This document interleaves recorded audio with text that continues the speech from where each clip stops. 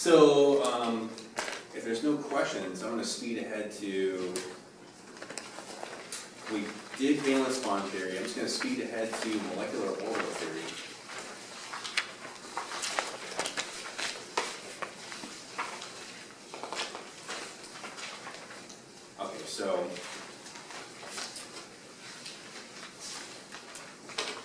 Okay, so what are the body models we've had? We've had Lewis theory. We've had Vesper theory, which does the shapes from the Lewis. We've got valence bond theory, which describes the bonding that takes into account the shapes of the molecules. Okay, this last one has to do with some odd things that have been observed with certain compounds, but we have to have a different bonding model that explains things. It turns out that molecular oxygen, okay, is magnetic, but valence bond theory, Lewis structures predict that oxygen would be diamagnetic. What does diamagnetic mean again? What does it mean? Has paired electrons. Is it all paired or? All Yeah, paired. all paired, right? So when atoms or molecules have all paired electrons, they should not show any magnetic properties. Okay, so you look at oxygen, right? Here's the Lewis structure. Okay, all the dots are paired. Okay, it's a double bond. Here's the valence bond sketch of molecular oxygen. You've got the sigma bond in the center. Okay, and the sigma bond in the center is made with two p orbitals. And then you've got the pi bond with two other p orbitals. Okay, and then you've got these other this other p orbital here on both of them, each containing a lone pair. So it turns out actually these aren't hybrid orbitals at all. Okay, because these are both outer atoms. We don't hybridize for outer atoms. So essentially what you're looking at here is three p orbitals, essentially. So oxygen is a 2s2, 2p4. It's got 4 valence electrons in the p orbitals. Here's 1, here's 2, and here's the other 2 for 4. Those are the 2p4 electrons for oxygen.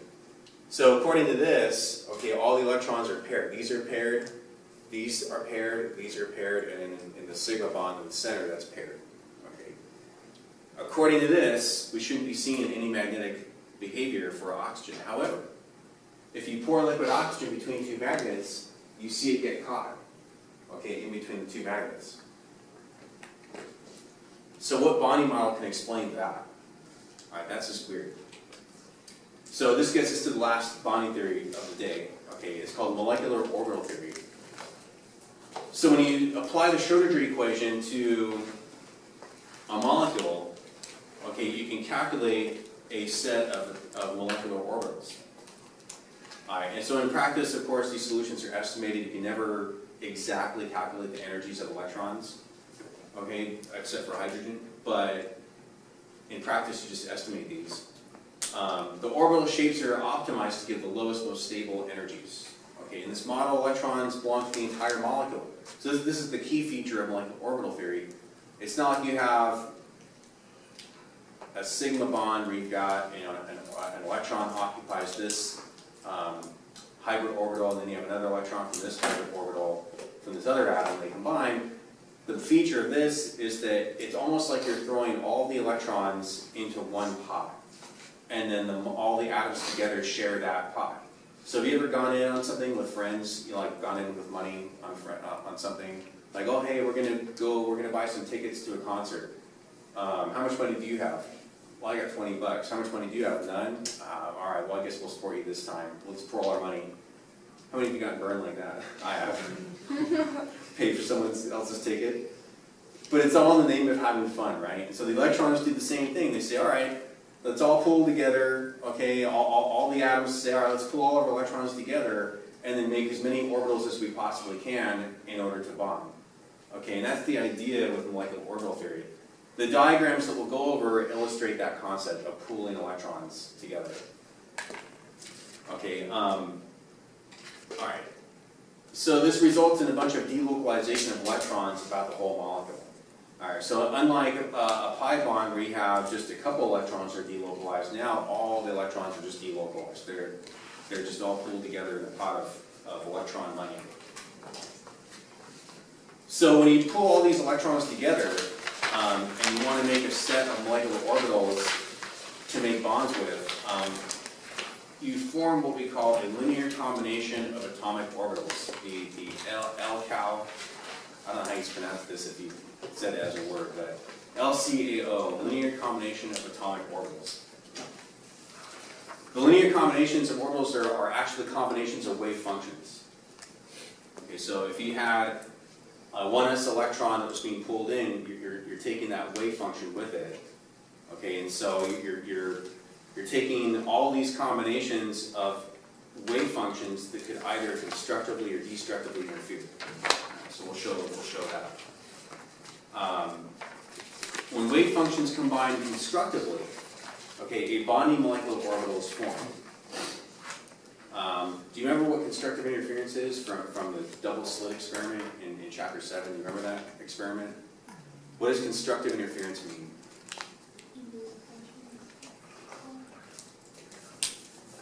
You're all, what was that again?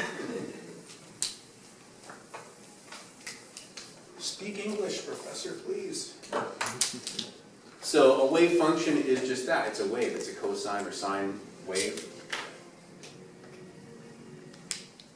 All right, and if you're going to combine, say, a 1s wave function with a 1s from another atom, right, one of two possibilities is possible. Okay, you have constructive interference, and you get a higher amplitude, a stronger, more present wave function, or you could have the opposite, which would be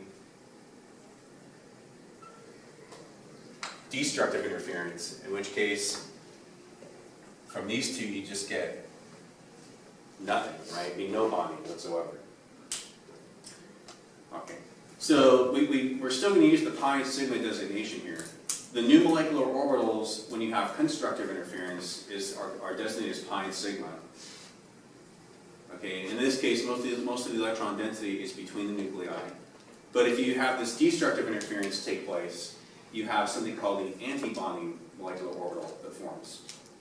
And so we designate those still with pi and sigma, but they put a star there, meaning that it's anti-bonding. In the world of chemistry, typically if you see a star applied to anything, it means it's a higher energy, it's less stable. Okay, it's just general jargon. And in this case, most of the electron density is outside of the bond axes. So here's just a schematic, a picture of it. So I have two atoms. I take their 1s wave functions from each of them. Okay, and if they destructively interfere, you get no bonding. Right? There's no electron density between these. But if you get constructive interference, you get 1s plus a 1s now, and they constructively interfere, and they create a lower energy bonding molecular orbital.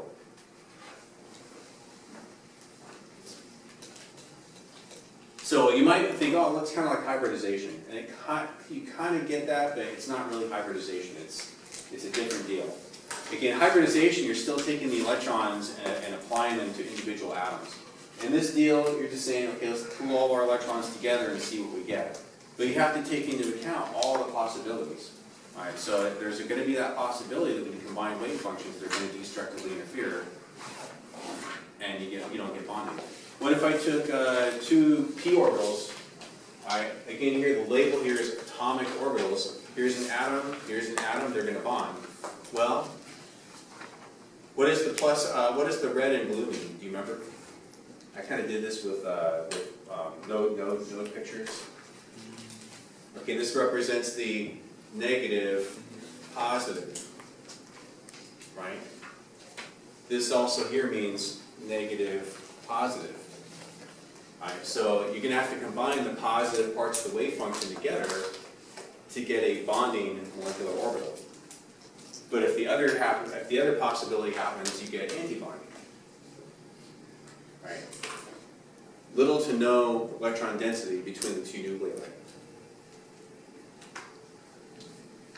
So just the concept of taking a linear combination. Why do we call it a linear combination? Well, for every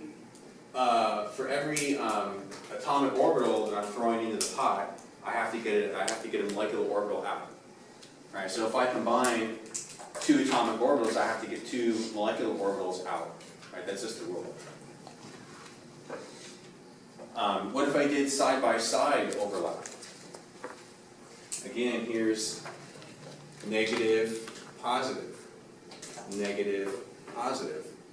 All right, combine the positives with the negatives, you get a bonding molecular orbital. Now, how come the electron density is above and below the nuclei of the atoms? Well, it's still a pi bond. Okay, still considered a pi bond.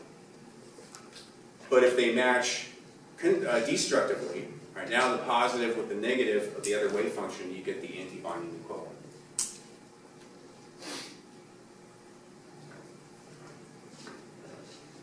Again, a linear combination of atomic orbitals.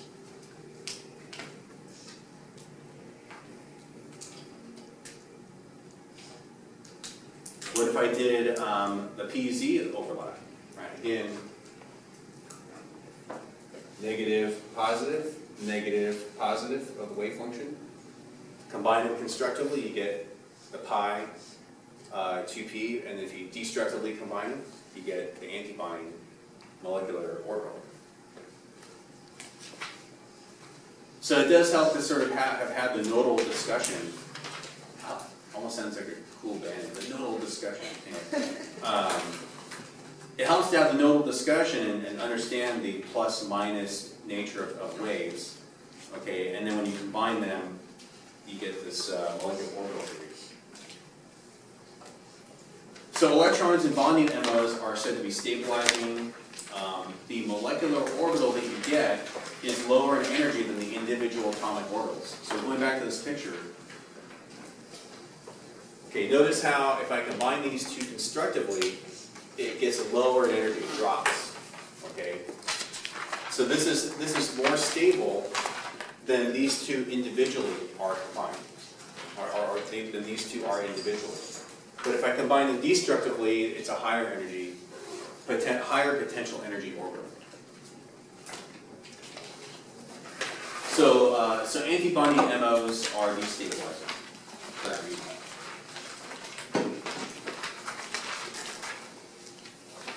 I forgot to erase this. This is kind of a lame analogy, but everyone has an operatus memoranda MO. Anyway.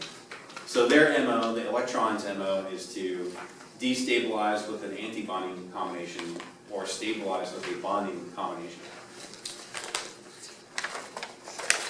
Is that in your notes too or no? No. Oh, thank goodness. Okay. All right. Okay, so one way that we can look at the strength of bonds is to look at something called the bond order.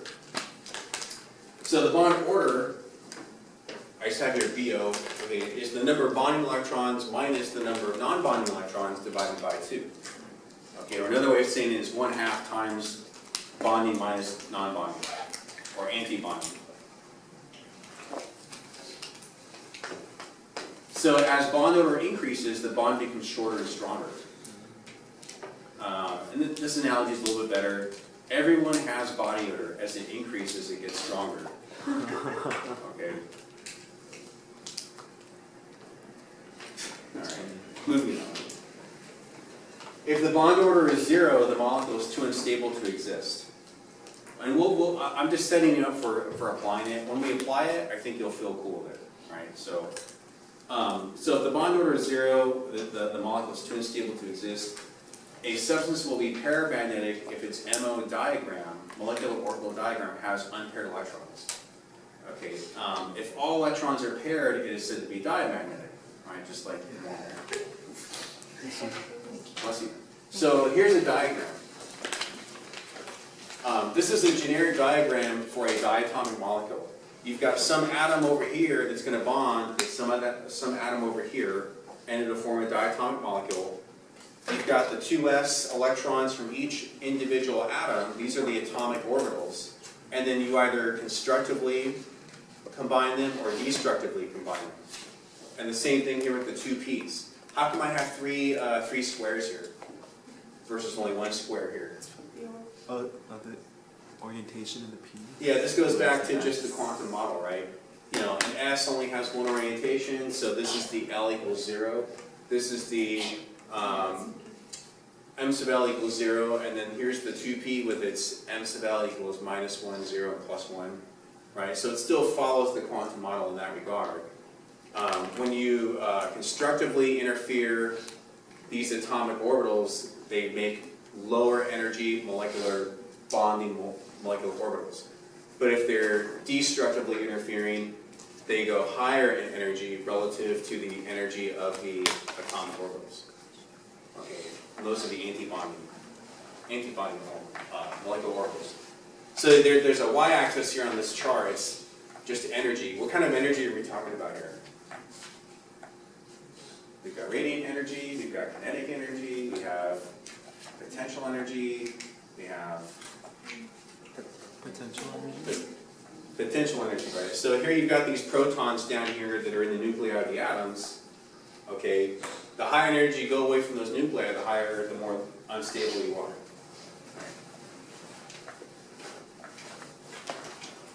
So let's do some examples.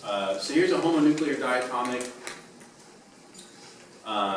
What is the bond order of hydrogen gas? Right? What is the bond order of that? So what we do is we look at a molecular orbital diagram for hydrogen. Well, here I've got a hydrogen over here, and it's going to bond with a hydrogen over here. And this hydrogen tells this hydrogen, he says, hey man, I've got 1 electron. How many electrons do you have? And he says, I've got an electron too. Well, let's pool them together and see what we get. Well, if we could pool them together, we have to take into account the bonding and anti-bonding combinations. But luckily, we obey the Aufbau principle and we fill from the bottom up first. So it turns out that the electron from this hydrogen here and this other electron from the other hydrogen here, they spin pair up into a bonding molecular orbital. Okay, but there aren't any anti-bonding orbitals that are filled to undo that bond. So again, what MO theory is about, it's just about individual atoms pulling electrons together. The center of these diagrams are the pool. Okay. So the bond order, if we calculate the bond order, okay, it's 2 minus 0 times a half. Okay, where do I get this 2 from? It's these 2 electrons that are spin paired in the bonding MO. Where do I get this 0 from? Well, the 0 represents the fact that there are 0 electrons in this antibonding MO. So it's 2 minus 0. And then the formula says divided by half. And so I get a bond order of 1. MO theory will oftentimes complement Lewis theory, and you'll get the same number of bonds. So like if you did a Lewis structure for hydrogen, what would it look like? It would just be 2 hydrogen atoms bonded by a line, right? So 1 bond between hydrogen atoms, same here, bond order of 1. So oftentimes you get this agreement, or you get agreement between the 2 theories. Any questions on where these numbers came from, how I'm applying them? Okay, cool. We'll do some more. So the molecule is said to be stable because the bond order is greater than 0. Why not helium diatomic? Like how come helium is not a diatomic gas? Why is that? Well, here's the reason. If you fill the MO diagram for helium, here's helium with its 1s2 configuration. The other helium has the same thing. And they say, yeah, okay, let's pool our 2 electrons together and we get 4 electrons total.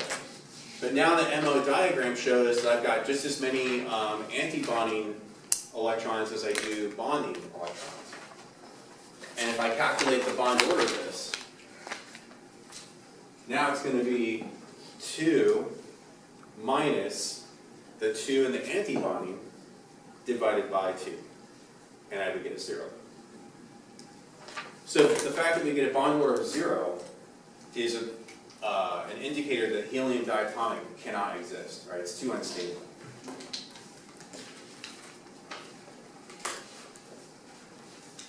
making any sense whatsoever?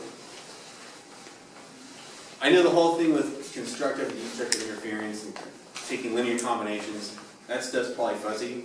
But in terms of just applying it to a diagram, all right, are you okay with that? All right, just taking the electrons from each atom, pulling them together. Okay, and the diagrams will always look like this. Okay. What about lithium diatomic? Does lithium, is it possible for lithium to exist as a diatomic? Well, let's see.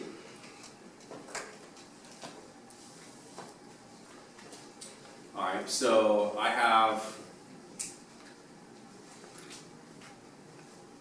kind of old version of my lecture notes here. Anyway, okay, so with lithium, I've got I've got the 1s from lithium, but remember lithium is a 1s2, 2s1, right? So because of that, I've got my bonding electrons here, my anti-bonding electrons here, and I've got one each from the 2s, and they go to the bonding molecular orbital of the next tier, up.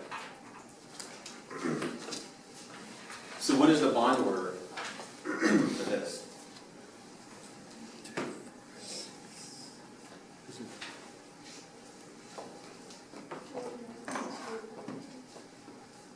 Yeah, so you count all the bonding electrons, 2 and 2 here gives me 4, minus 2. So 4 minus 2 gives me 2, and then times a half gives me a bond order of 1. So because the bond order of 1 is there, it is possible for diatomic lithium to exist. It doesn't normally occur like that, but it is possible for it to exist.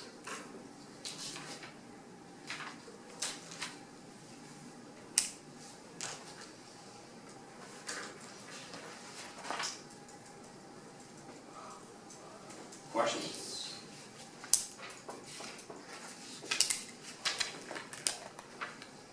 Okay, so it turns out that for diatomics, there's 2 different diagrams you can use. For atoms that are smaller than oxygen, right? Nitrogen is smaller. You use this diagram, okay? And in this model, the molecular orbital model, okay, what's the difference between these two? What is the difference? Just look at it.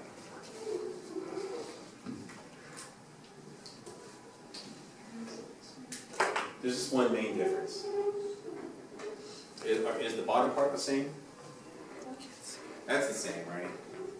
But clearly there's a difference from here to here.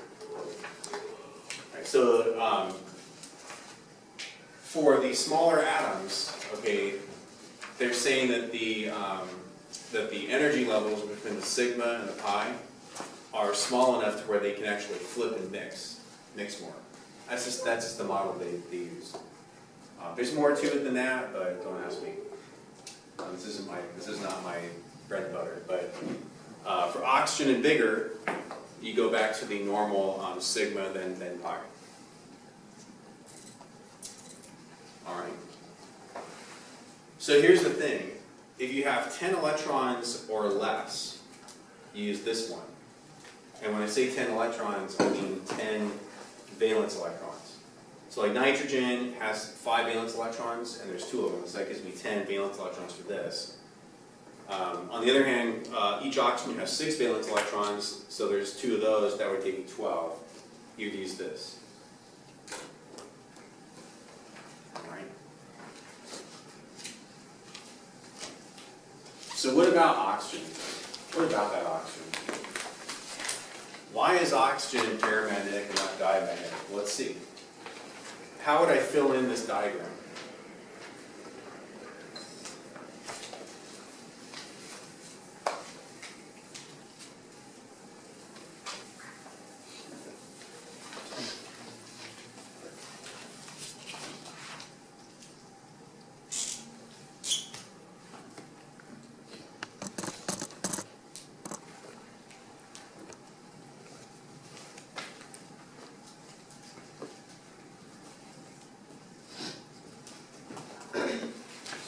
2s here.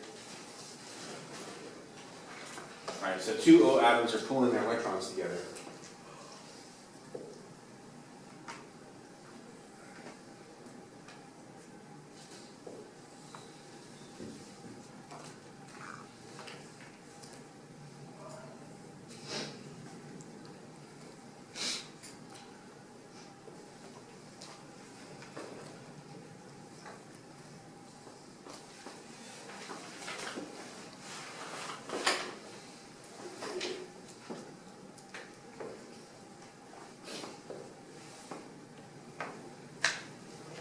Okay, so how do we fill this in? Well, first of all, before we fill the middle, let's look at what oxygen has. So how many electrons do I put in the 2s here? 2. Yeah, it's got a 2, right? How many electrons do I put in the 2p? 4. 4. So it's going to be, 1 arrow, 2 arrow, 3 arrows, and then one that's paired.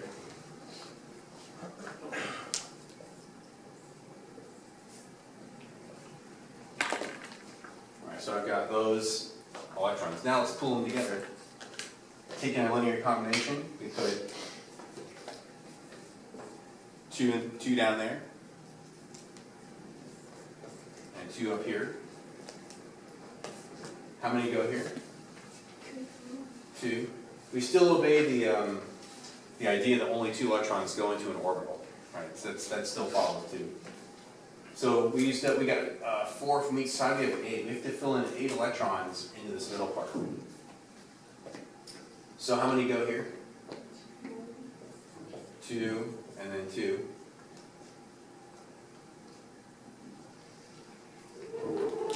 All right, and then we get.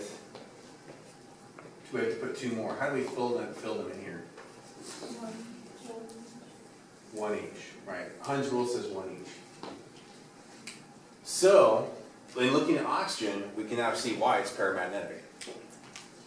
So if we did a Lewis structure that matched this, oxygen might look like this. It might be